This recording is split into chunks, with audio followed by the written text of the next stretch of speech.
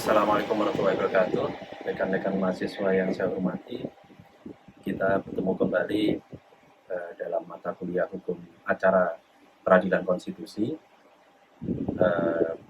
untuk pertemuan kedua, di mana pada pertemuan kedua ini kita akan berdiskusikan tentang latar belakang serta sejarah munculnya peradilan konstitusi, atau kalau di negara kita sering disebut dengan Mahkamah Konstitusi. Pada pertemuan ini ada beberapa tujuan pembelajaran yang ingin kita capai. Yang pertama, kita berharap teman-teman mahasiswa bisa menjelaskan latar belakang sejarah dan pemikiran terkait dengan pembentukan peradilan konstitusi serta kewenangannya. Dan juga dari perkuliahan ini diharapkan rekan-rekan nanti bisa mengetahui dan dapat menjelaskan kedudukan dan fungsi peradilan konstitusi. Terkait dengan tujuan pembelajaran itu, maka ada beberapa pokok bahasan yang akan kita diskusikan. Yang pertama adalah latar belakang pembentukan peradilan konstitusi di berbagai negara. Dan selanjutnya adalah pokok bahasan terkait dengan pembentukan Mahkamah Konstitusi di negara kita. Dan yang terakhir, kedudukan, fungsi, dan wewenang Mahkamah Konstitusi. Kalau kita bicara tentang latar belakang munculnya peradilan konstitusi, kita tidak bisa lepas dari perdebatan atau diskusi tentang pengujian undang-undang. Awal mula munculnya sistem peradilan konstitusi itu memang dipicu dari pertanyaan besar, apakah sebuah peraturan, sebuah undang-undang bisa diuji. Kalau pada zaman dahulu kala, pada era-era kerajaan, itu kalau di Indonesia itu dikenal istilah Sabdo Pandito Ratu. Jadi apa yang diucapkan oleh raja itu adalah hukum, dan itu merupakan hukum tertinggi yang tidak bisa diganggu-gugat. Tetapi klaim semacam itu ternyata telah menjadi bahan perdebatan yang cukup panjang di dunia, di dalam lintasan sejarah. Kalau kita lihat dalam sejarah di era Yunani, itu perdebatan itu sudah muncul. Di dalam sistem hukum Yunani itu dikenal dua istilah. Pertama adalah nomos atau nomoi. Kemudian yang kedua adalah pseudisma. Nomoi atau nomos ini merupakan sebuah aturan hukum yang dianggap sebagai aturan hukum tertinggi. Sedangkan pseudisma ini adalah keputusan-keputusan yang dibuat oleh para penguasa. Ya, di dalam sistem hukum Yunani kuno ini ada aturan bahwasannya pseudisma atau keputusan itu tidak boleh bertentangan dengan nomos atau nomoi. Jadi ada hierarki, ada tata urutan, ada jenjang kedudukan di dalam peraturan perundang-undangan di dalam sistem di Yunani, di mana jenjang peraturan perundang-undangan yang berkedudukan di paling tinggi, dalam hal ini nomoi, itu menjadi rujukan, itu menjadi sumber, dan peraturan yang di bawahnya, pseudisma, ini tidak boleh bertentangan dengan nomoi tersebut. Jika pseudisma ini bertentangan dengan nomoi, maka dianggap void atau tidak berlaku. Kalau kita lihat di sini sebenarnya substantif persoalannya adalah bagaimana sebuah sistem hukum itu mampu saling mengkontrol. Jadi tidak ada hukum yang mutlak. Hukum itu harus bisa diuji kebenarannya. Jadi membuat hukum itu tidak bisa dilakukan dengan semena-mena. Ada aturan-aturan yang harus dipenuhi. Salah satunya adalah aturan tentang konsistensi, ketidakbolehan untuk membuat aturan yang bertentangan dengan aturan yang di atas. Sistem ini juga muncul di Jerman pada tahun 1980, tetapi dengan kasus lain.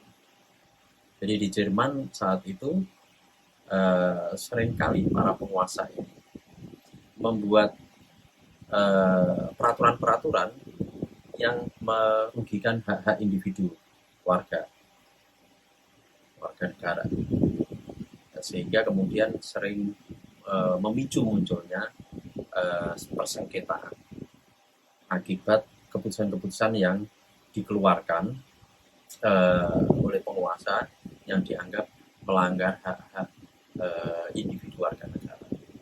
Nah, ini juga menjadi pemicu. Kalau kita bandingkan tadi yang di sistem hukum Yunani kuno itu mekanisme pengujian undang-undang itu muncul berangkat dari kebutuhan untuk menguji apakah sebuah peraturan atau keputusan itu bertentangan dengan nomoi. Tetapi kalau yang di Jerman ini kebutuhan pengujian, kebutuhan mekanisme untuk menguji keputusan yang dibuat oleh para penguasa itu dikaitkan dengan kebutuhan untuk menilai apakah keputusan-keputusan itu melanggar hak-hak individu warga negara atau tidak. Demikian juga di Portugal, ini lebih baru lagi di abad ke-17. Ini juga di dalam Pinit Codes atau di dalam kitab hukum Pinit, ini juga dikenal constitutional review. Jadi upaya untuk menguji konstitusionalitas sebuah undang-undang.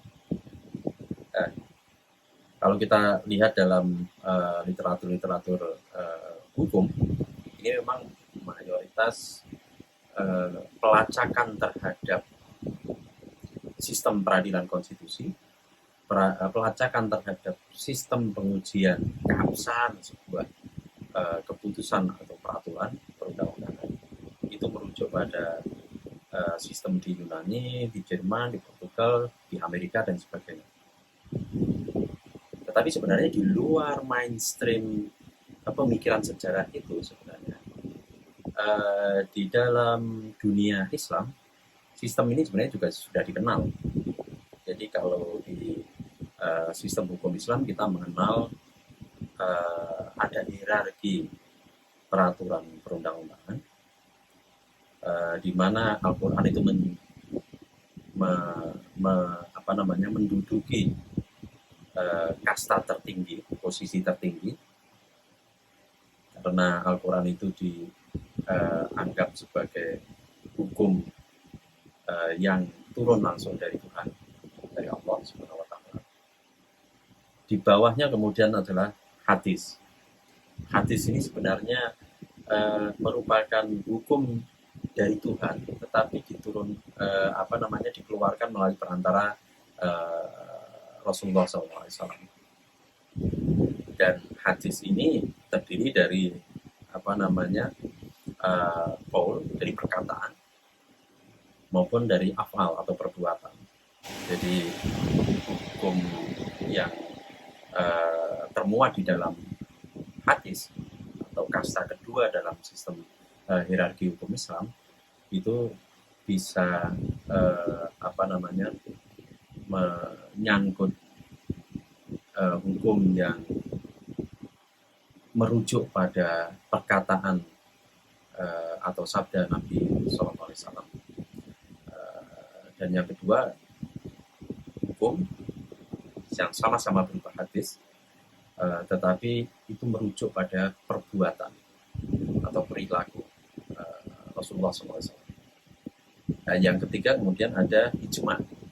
ijma itu adalah keputusan yang berupa kesepakatan para ahli hukum Islam, ahli fikih Islam. Terus kemudian yang keempat adalah qiyas, sistem analogi hukum. Di dalam Islam sendiri artinya dan Islam diturunkan di abad ke atau tahun 500-an, abad ke-6 Masehi, sudah mengenal hierarki perundang-undangan itu, dan ada mekanisme pengujiannya. Jadi kalau Al-Quran sendiri itu tidak bisa diganggu gugat karena dia berposisi sebagai hukum tertinggi atau konstitusinya.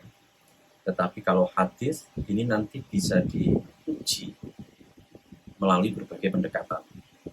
Tetapi pengujian terhadap hadis ini pada intinya adalah untuk melihat atau meneliti kebenaran dari hadis. Kebenaran itu baik dari sisi substansinya maupun dari sisi periwayatnya atau rawinya. Karena hadis itu dikodifikasi jauh setelah baginda Rasulullah SAW wafat. Tetapi ada sistem pengujian. Jadi kalau sebuah hadis itu dinilai bertentangan dengan Al-Quran, maka dia akan tertolak. Atau kalau hadis itu isinya fine, tetapi perawinya atau sanad yang meriwayatkan hadis itu tidak bisa dipercaya, maka dia juga bisa ditolak isi validitas norma yang diatur di dalam hadis itu. Demikian juga ijma. Ijma itu atau kesepakatan para ulama itu juga tidak boleh bertentangan dengan hadis dan juga tidak boleh bertentangan dengan Al-Quran. Jadi begitu juga qiyas.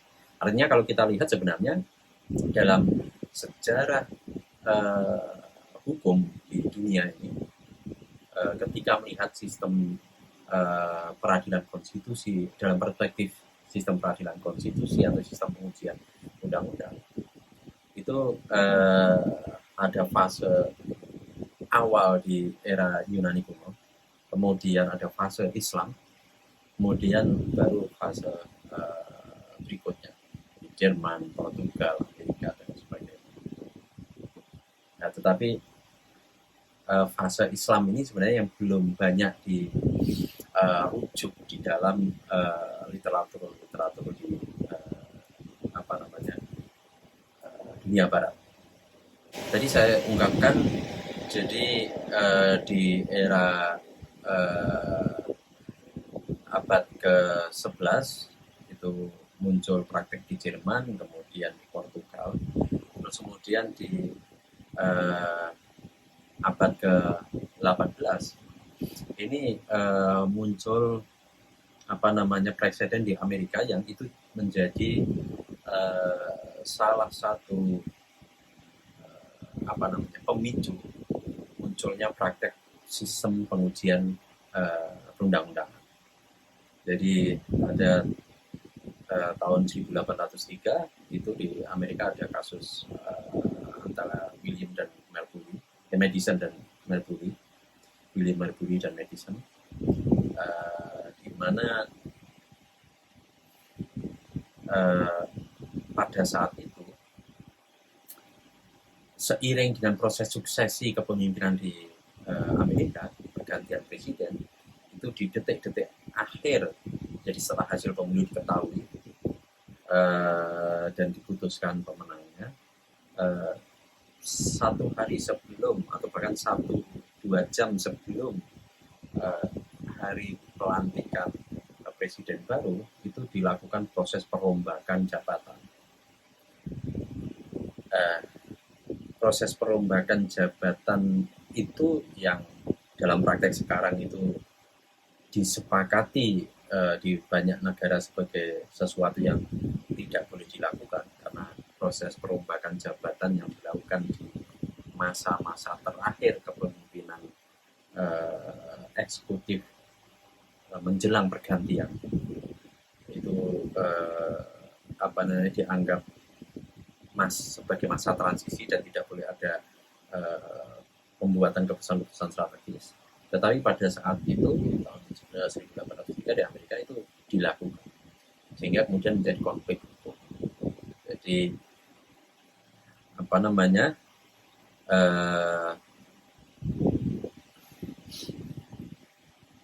John Marshall itu mengangkat sahabatnya untuk menjadi hakim agung. Tapi yang jadi masalah dokumen keputusan pengangkatan itu tidak atau terlambat diserahkan kepada penguasa baru, sehingga kemudian menimbulkan konflik hukum dan diadili di Mahkamah Agung Amerika. Jadi yang William Marbury tadi yang diangkat sebagai hakim itu mengajukan gugatan karena James Madison sebagai sekretaris negara yang baru ini tidak mau memproses dan tidak mengakui surat keputusan pengangkatan William Marbury sebagai hakim agung. Ini pengujian ini menjadi momentum dimulainya praktek pengujian undang-undang, praktek pengujian keputusan pejabat negara, apakah dia sesuai dengan peraturan undang-undangan yang lebih tinggi atau tidak. Dan nanti teman-teman bisa mempelajari lebih detail lagi, lebih lanjut, lebih mendalam lagi dengan membaca beberapa literatur ya terkait dengan kasus ini. Selain itu di Austria ini juga ada sistem peradilan konstitusi di mana sistem ini diperkenalkan oleh Profesor Hans Kelsen, salah satu mahaguru hukum dunia. Dia mengenalkan gagasan tentang hierarchy of norm atau hierarki perundang-undangan, di mana sistem ini juga kemudian diadopsi di Indonesia dalam undang-undang tentang tata cara pembuatan peraturan undang-undang terakhir, Undang-Undang 12 tahun 2011. Jadi di gagasan hierarchy of norm yang dimukakan oleh Hans Kelsen ini mendorong dibentuknya Mahkamah Konstitusi, yang mana Mahkamah Konstitusi ini berdiri di luar Mahkamah Agung. Mahkamah Konstitusi ini khusus menguji konstitusionalitas undang-undang terhadap konstitusi. Pada umumnya memang Mahkamah Konstitusi ini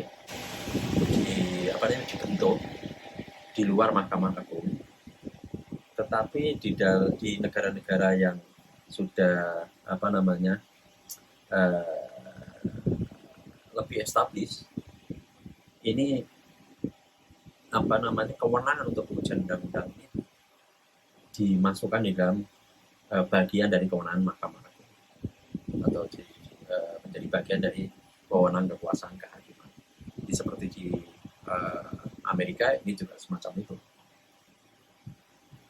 Jadi tidak ada Mahkamah Konstitusi, tetapi lembaga peradilan di Amerika ini diberi kewenangan untuk melakukan pengujian undang-undang.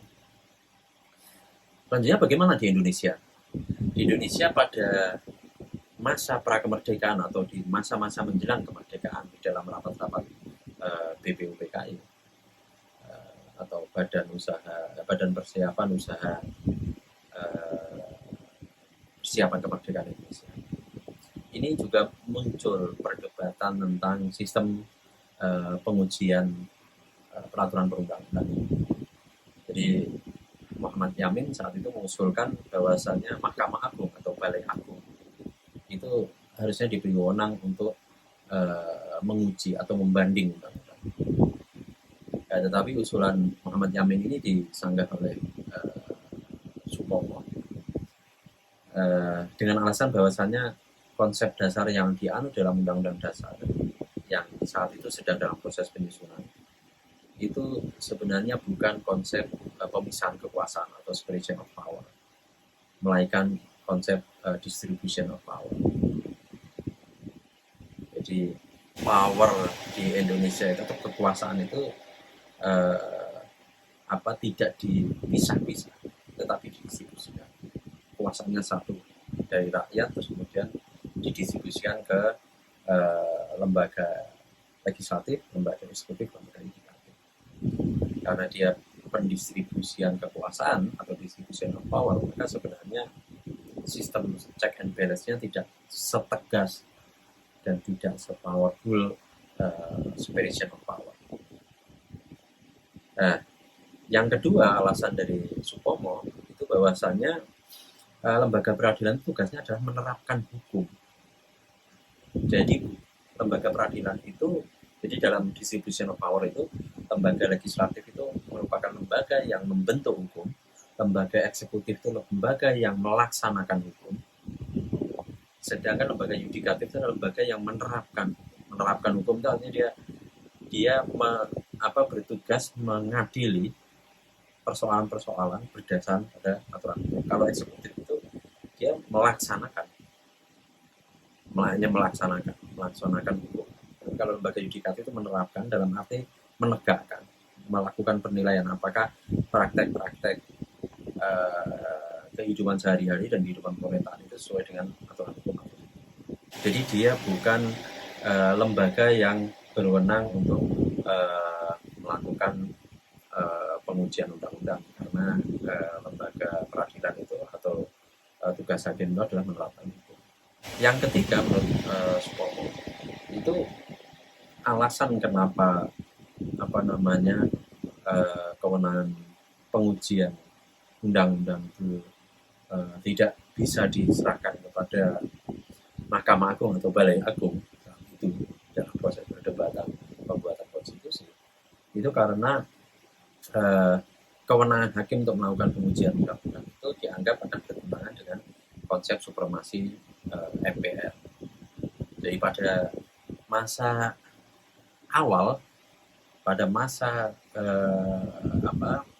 pembentukan atau perumusan konstitusi di Indonesia UUD 45 itu konsep kedaulatan rakyat itu dimanifestasikan ke dalam Majelis Musyawaratan Rakyat yang memegang kekuasaan yang tertinggi. Jadi dalam gagasan Supomo ini, jika Mahkamah Agung diberi wewenang itu, maka dia akan bertentangan dengan konsep supremasi MPR. Yang keempat, ini alasan pragmatis sebenarnya dari Supomo, bahwasanya sebagai negara yang baru merdeka belum memiliki ahli-ahli mengenai judicial review atau pengujian undang-undang. Kalau kita lihat di dalam lintasan sejarah di Indonesia, kita memiliki beberapa konstitusi yang berbeda yang diterapkan pada masa yang berbeda. Jadi kalau di UUD 45 tadi sudah jelas bahwasanya Mahkamah Agung tidak memiliki wewenang menguji undang-undang. Terus kemudian di Konstitusi RIS atau Undang-Undang Dasar Republik Indonesia Serikat, ini juga ada pengaturan bahwasanya Mahkamah Agung tidak berwenang menguji secara material undang-undang federal, namun hanya berwenang menguji undang-undang di daerah negara bagian. Jadi ini sebenarnya dengan konsep di Amerika atau di negara-negara federal lainnya. Kemudian di Undang-Undang Dasar sementara 1950 ini juga tidak diatur mengenai hak menguji konstitusionalitas undang-undang. Kemudian pada saat pembahasan Undang-Undang Dasar dan sidang konstituante, yang dipilih melalui pemilu 1955, karena di pemilu 1955 ini dilakukan pemilihan anggota konstituen yang bertugas untuk merumuskan konstitusi yang baru. Ini banyak bermunculan gagasan agar pengujian undang-undang diberikan pada Mahkamah Agung. Tetapi masalahnya konstituante tersebut tidak pernah berhasil menetapkan konstitusi baru hingga saat Presiden Soekarno tanggal 5 Juli tahun 59 mengeluarkan dekret presiden yang membubarkan Dewan Konstituante dan memperlakukan kembali 1945.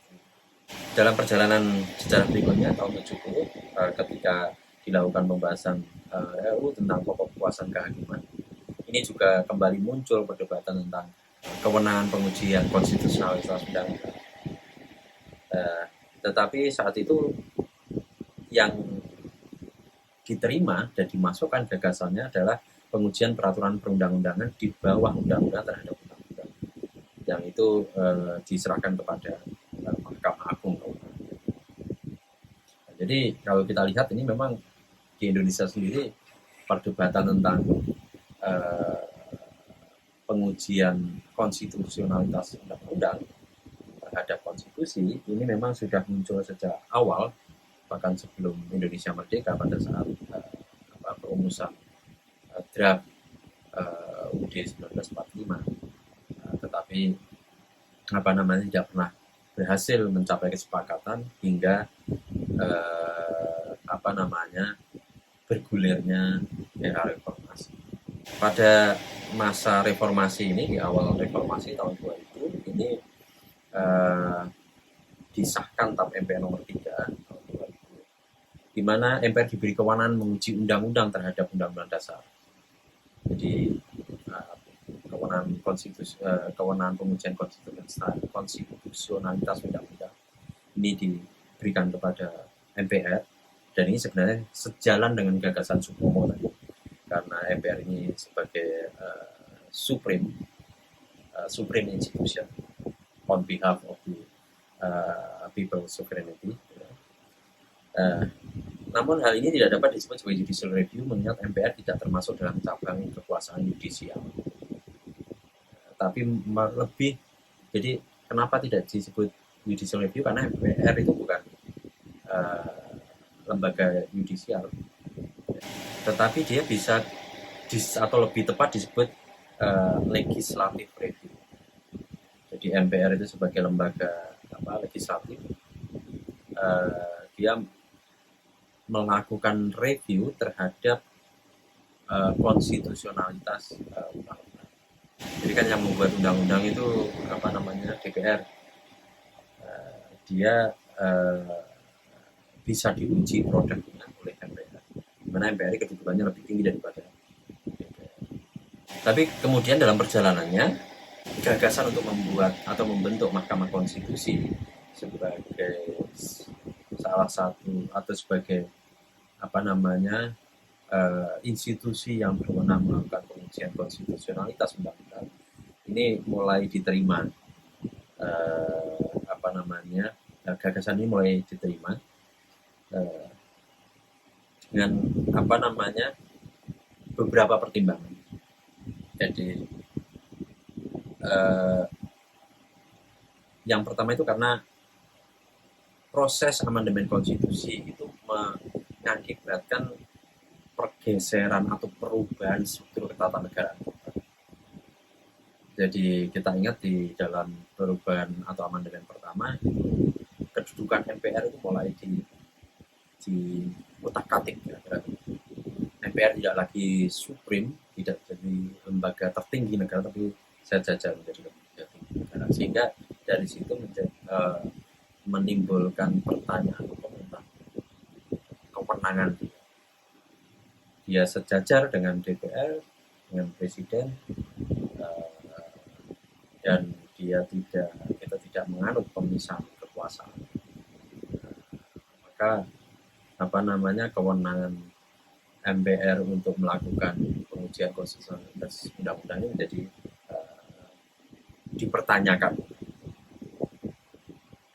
Nah, di samping itu, proses amandemen kedua dan ketiga ini lebih mendorong sistem ketatanegaraan kita ini berubah dari distribution of power menjadi separation of power. Jadi, kalau kita lacak di dalam atau kita baca di dalam naskah amandemen kedua dan ketiga, ini kewenangan DPR sebagai lembaga legislatif ini diperkuat, terutama dalam pembentukan undang-undang. Kewenangan presiden sebagai lembaga eksekutif ini juga diperkuat. Artinya mulai amandemen kedua dan ketiga mulai mempertegas pemisahan kekuasaan antara eksekutif dan legislatif, sehingga dalam proses akuntabilitas atau check and balance ini diharapkan bisa semakin kuat. Nah, karena sistemnya sudah mulai mendekat ke arah sistem separation of power, maka gagasan Mahkamah Konstitusi ini sebagai lembaga pengujian terhadap konstitusionalitas undang-undang itu dianggap semakin relevan. Di sisi lain juga proses reformasi ini juga melahirkan semakin banyaknya institusi-institusi kenegaraan yang baru, banyak lembaga-lembaga negara yang baru dibentuk. Pembentukan lembaga-lembaga negara yang baru ini dikhawatirkan akan memicu munculnya banyak persengketaan kewenangan antar lembaga negara. Jadi misalnya banyak komisi-komisi baru yang dibentuk, misalnya contohnya KPK ini dibentuk. KPK ini mengambil sebagian wewenangnya polisi, mengambil sebagian wewenangnya kejaksaan. Pembentukan KPK ini akan rawan menimbulkan sengketa kewenangan. Wewenang mana yang bisa diambil dan mana yang tidak bisa diambil. Saya semacam itu. Karena besarnya potensi munculnya sengketa kewenangan antar lembaga negara ini, maka diperlukan sistem penyelesaian sengketa kewenangan antar lembaga negara. Dan kalau kita merujuk pada sistem hukum atau bangunan sistem ketatanegaraan saat itu belum ada lembaga yang diberi wewenang untuk melakukan itu. Dan yang terakhir, kenapa gagasan pembentukan Mahkamah Konstitusi saat itu mulai banyak diterima, itu karena adanya problem hukum yang dipicu oleh pertarungan politik pada saat pemakzulan Presiden Gus Dur tahun 2001 itu. Jadi proses politik di DPR dan MPR itu dinilai banyak bertentangan dengan fakta hukum, sehingga kemudian keputusan politiknya itu menjadi diragukan kredibilitasnya. Dari kejadian itu kemudian muncul pemikiran tentang perlunya satu lembaga yang bisa menguji keputusan politik dari DPR dan MPR terkait dengan pemakzulan presiden. Fenomena-fenomena ini dan kebutuhan-kebutuhan ini yang kemudian memicu kesepakatan tentang pembentukan Mahkamah Konstitusi di Indonesia. Jadi dalam perubahan atau amandemen keempat itu mulai diatur tentang Mahkamah Konstitusi, dan harus dibentuk sebelum 17 Agustus tahun 2003. Jadi kemudian pada tanggal 13 Agustus tahun 2003 ini Undang-Undang tentang Mahkamah Konstitusi itu disahkan nomor 24 tahun 2003. Kemudian baru setelah itu dilakukan proses pembentukan Mahkamah Konstitusi di Indonesia, dan Mahkamah Konstitusi terpisah dari Mahkamah Agung. Apa itu Mahkamah Konstitusi di Indonesia?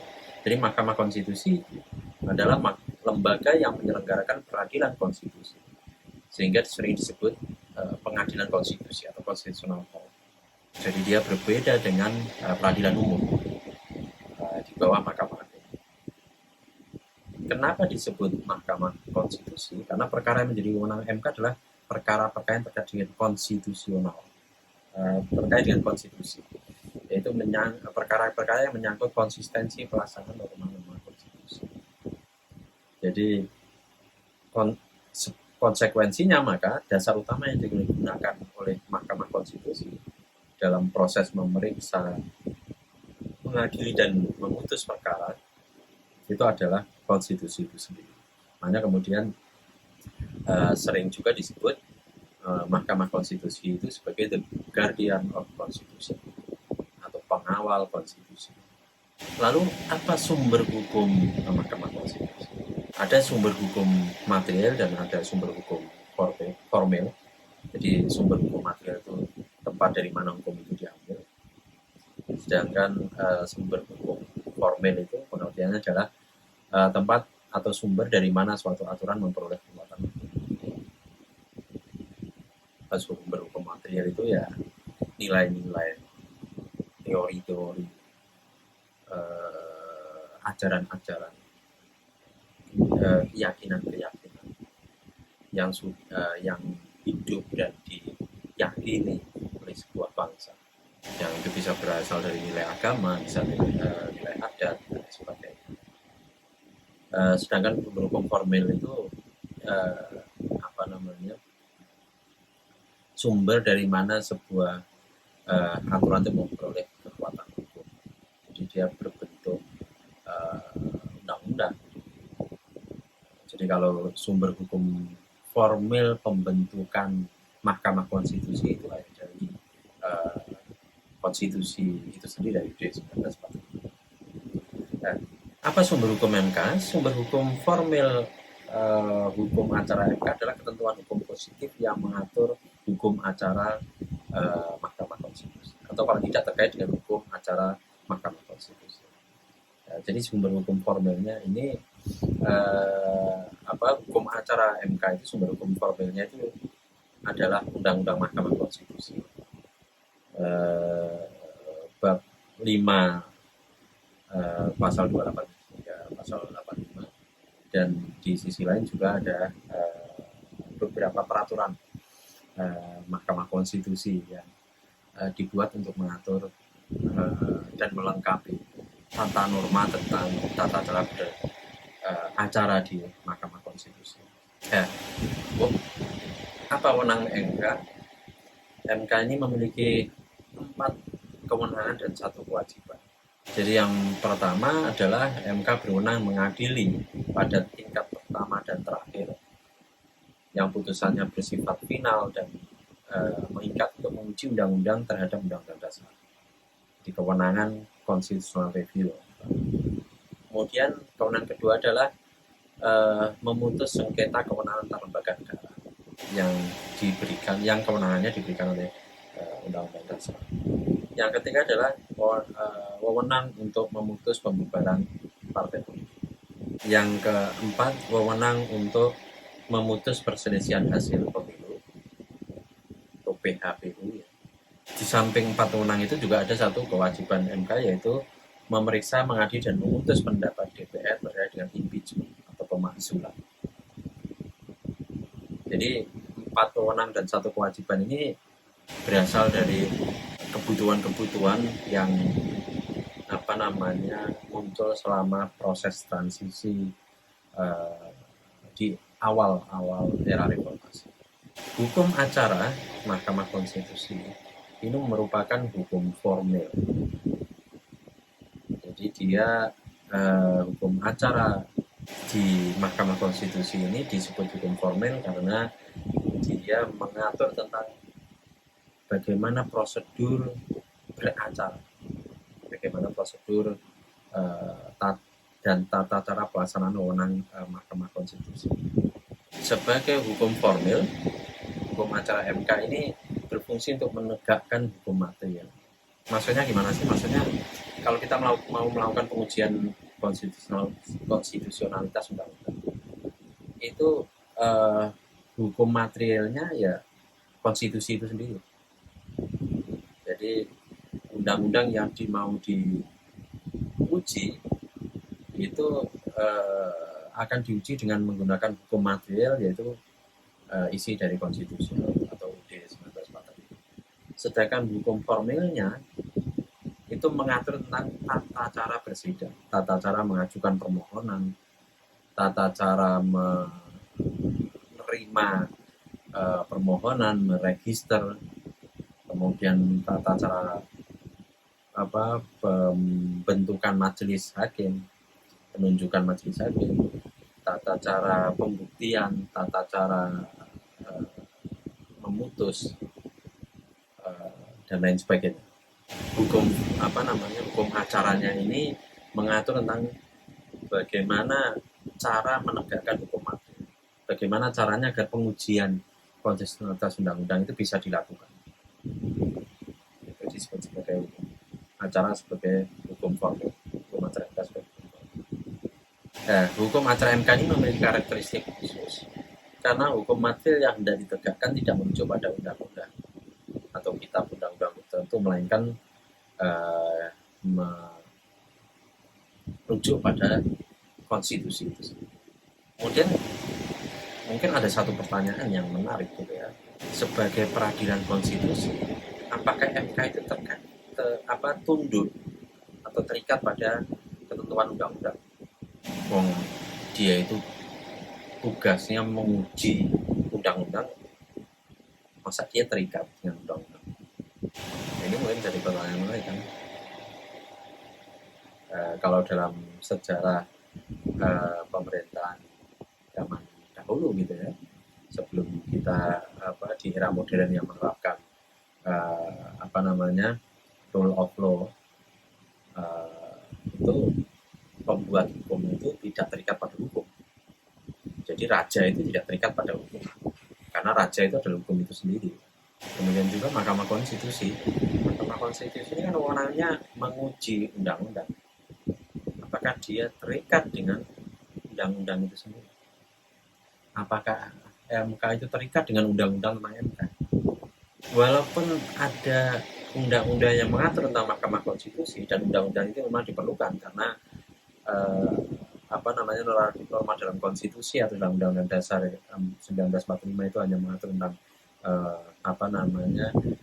perlunya membentuk Mahkamah Konstitusi, dan berikutnya hanya diatur tentang wewenang. Maka sebenarnya diperlukan sebuah undang-undang yang secara teknis menerjemahkan norma konstitusi itu agar Mahkamah Konstitusi itu bisa dibentuk dan bekerja. Jadi ada undang-undang tentang Mahkamah Konstitusi. Jadi MK itu sendiri sebenarnya dibentuk karena mandat konstitusi, tapi cara pembentukan dan proses pembentukannya mengacu pada undang-undang MK. Jadi sebenarnya MK juga terikat dengan undang-undang Mahkamah Konstitusi. Tetapi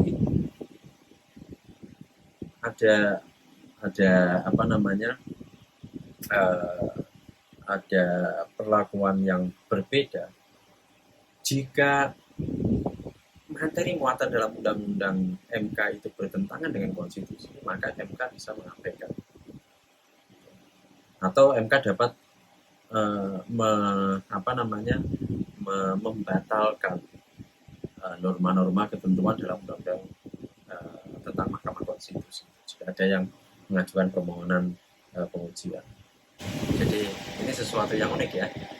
Jadi MK itu dibentuk berdasarkan undang-undang tentang MK. Tetapi kalau isi atau materi muatan norma di dalam undang-undang MK itu dianggap bertentangan dengan konstitusi itu sendiri, maka MK bisa membatalkan norma-norma, pasal-pasal, ayat-ayat yang dianggap bertentangan dengan konstitusi itu sendiri. Jadi MK bisa menguji dan membatalkan undang-undang yang mengatur tentang dirinya sendiri.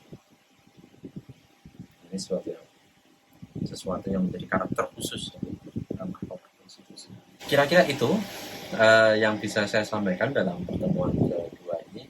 Semoga bisa menambah wawasan dan pengetahuan rekan-rekan mahasiswa. Jika ada pertanyaan, silakan disampaikan dalam fitur diskusi di e-kampus, di dalam aplikasi e-kampus, atau di kolom komentar di channel YouTube saya. Jangan lupa subscribe channel YouTube saya dan aktifkan notifikasi agar Anda bisa selalu mendapatkan update terkait dengan video pembelajaran tentang hukum. Terima kasih. Mohon maaf kalau ada kesalahan dan